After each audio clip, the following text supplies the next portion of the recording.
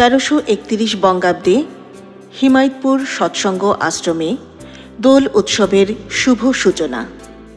দোল পূর্ণিমার পূর্ণপ্রভাতে সাধকপ্রবর মহারাজ অনন্তনাথ রায় প্রাণের একতারার সুরটা মহাপ্রভুর আবির্ভাব তিথি উপলক্ষে সাধিতে গিয়ে অনুভব করলেন, মহাপ্রভু তো নবকলেবরে সন্নিকটে বিরাজমান।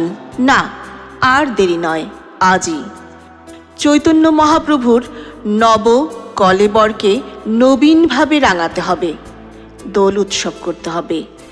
মহারাজ গিয়ে গোসাইদাকে বলতেই আনন্দে নেচে উঠলেন গোসাইদা। আনন্দ সন্দেশ পৌঁছে যায় কিশোরী মোহনের কাছে, হেমকবির কাছে।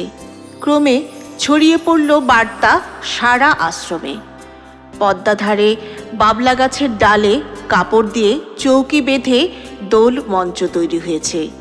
একটায় হুজুর মহারাজের ছবি, একটায় সরকার সাহেবের ছবি বসানো হয়েছে। আবাল বৃদ্ধ নরনারী ফাগুয়া উৎসবের আনন্দে মাতোয়ারা।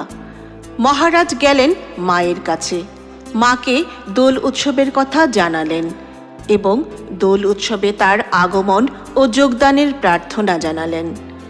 মা রাজি হলেন।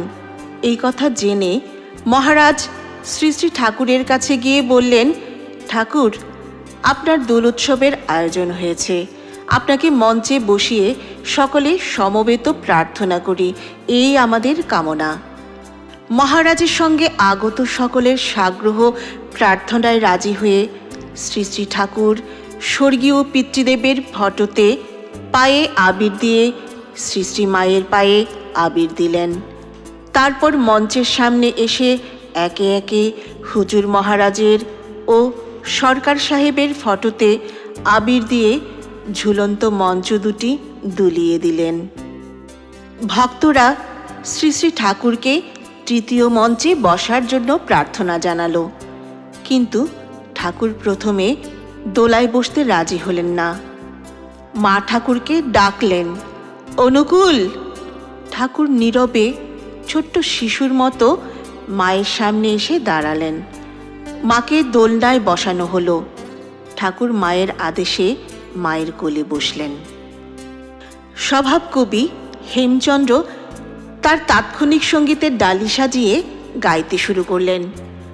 ধন্য দাপর লীলা ফাগ দিলে আজ তোমার পায়, কি দেব যায় তোমায় মানায়, প্রণাম যেথায় লজ্জা পায়।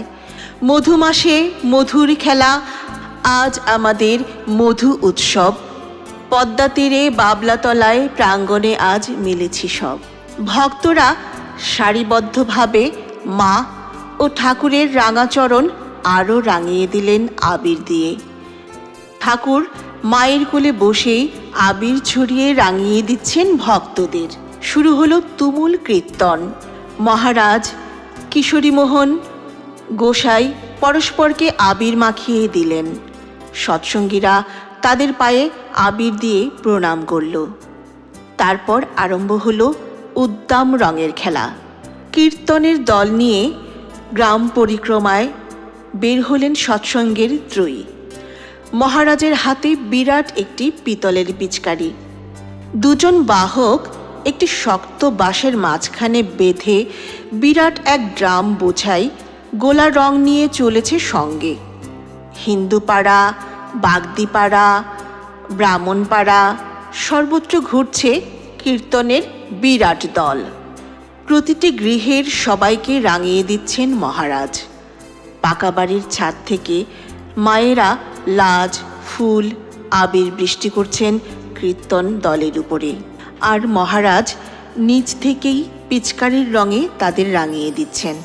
এভাবে ৩-৪ গ্রাম ঘুরে সবাইকে দোল উৎসবে মাতিয়ে রেখে বিকেলে কীর্তনের দল ফিরে এলো আশ্রমে। সঙ্গে দুর্দান্ত উন্মাদ নৃত্য সহকারে কীর্তন চলছেই।